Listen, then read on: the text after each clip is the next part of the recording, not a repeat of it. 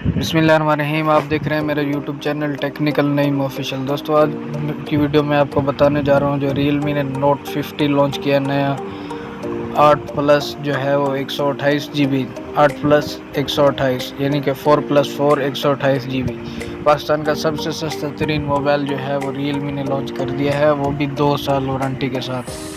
दोस्तों, ये पाकिस्तान का सबसे पहला मोबाइल है जो 2 साल की वारंटी देता है। तो इसको आज जो है वो अनबॉक्सिंग करेंगे। हम देखेंगे कि रियलमी ने इसमें क्या क्या जो है वो फैसिलिटीज़ हमें दी हैं। सबसे पहले हमने क्या करना है, इस बॉक्स को ओपन करना है। ये बॉक्स ओपन कर लिया है हमने।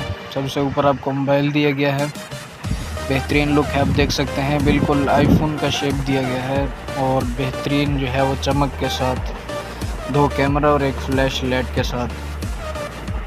तो इसकी चमक आप देख सकते हैं, बेहतरीन है ये मोबाइल। इसको अब हम ऑन कर देते हैं।